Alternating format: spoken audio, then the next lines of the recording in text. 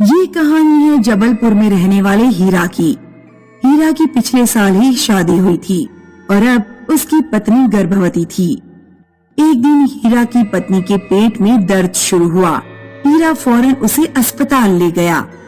हीरा की पत्नी ने एक बच्चे को जन्म दिया, लेकिन प्रसव के दौरान वो मर गई। हीरा के सर पर दुख का आसमान टूट पड़ा। अब इस बच्चे को माँ का प्यार कौन देगा? बिना माँ के इस बच्चे का क्या होगा? कैसे ख्याल रखेगा इस बच्चे का? ऐसे ख्याल उसे सताने लगे। एक दिन गांव के मुखिया हीरा के घर आए। तुम्हारे साथ जो भी हुआ है वो बहुत बुरा हुआ।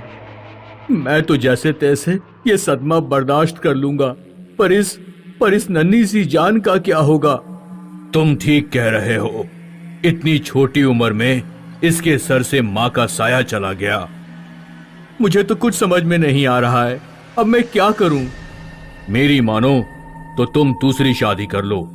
तुम्हें नया साथी मिल जाएगा और इस बच्चे को नई माँ।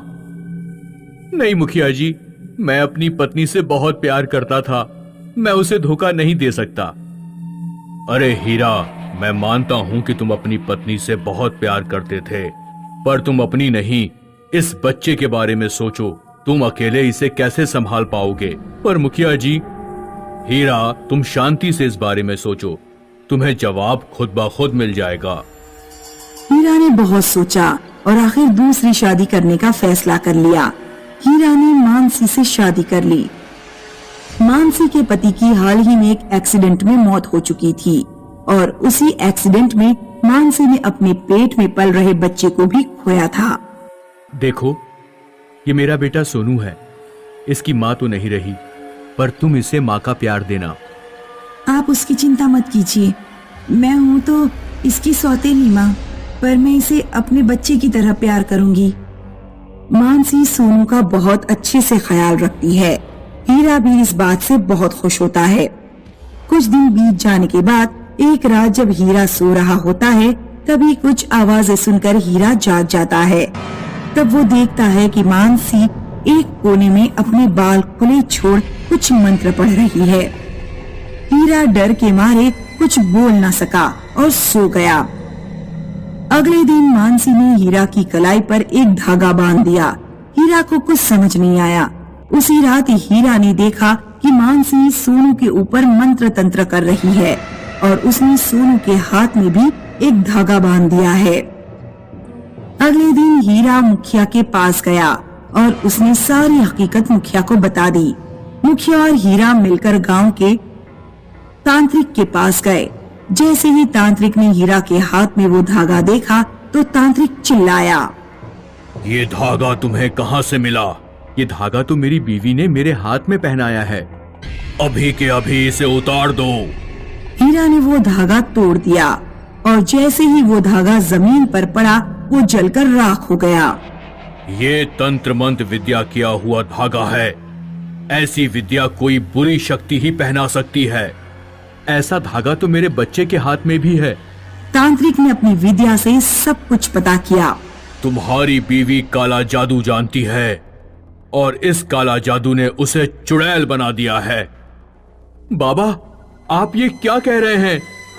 तुम्हारी बीवी का पहला बच्चा जो एक्सीडेंट में मरा था, उसे दोबारा पाने के लिए वो तुम्हारे बच्चे की आत्मा को अपनी मुट्ठी में करना चाहती है। बाबा, कुछ भी करके मेरे बच्चे को बचा लीजिए। तुम्हें आज रात ही तुम्हारे बच्चे के हाथ में जो धागा है उसे तोड़ना पड़ेगा। जैसे ही वो धागा टूट जाएगा, तुम्हारा बच्चा उसके वश से मुक्त हो जाएगा। बाकी सब मैं संभाल लूंगा, जैसा आप कहें बाबा।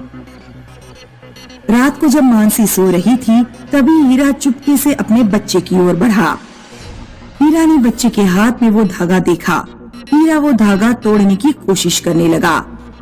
तभी अचानक पीछे से आवाज आई, ये तुम क्या कर रहे हो?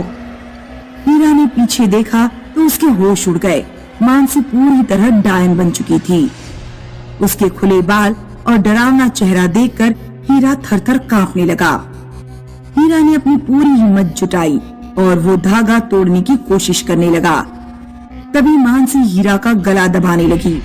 हीरा अपनी पूरी जान लगाकर वो धागा तोड़ने की कोशिश कर रहा था और इधर मानसी हीरा के गले को और कस के दबा रही थी। आखिरकार वो धागा टूट गया। टूटे धागे को देखकर मानसी गुस्से में आ गई और उसने हीरा को एक कोने में फेंक दिया। ये तुमने क्या किया? अब मैं मेरे बेटे को कैसे जिंदा करूं? अब मैं तुम्हारे बेटे को भी जिंदा नहीं छोड़ूंगी। ये कहकर वो सोनू की तरफ बढ़ी।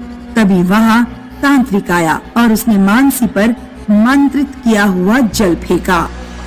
जैसे ही जल मानसी पर पड़ा, मानसी जल के भस्म हो गई। हीरा दौड़ते हुए अपने बच्चे के पास पहुंचा। अपने बच्चे को सुरक्षित देखकर उसकी जान में जान आई। हीरा ने अपने बच्चे को अपनी बाहों में उठाया और उसे कस के गले लगाया।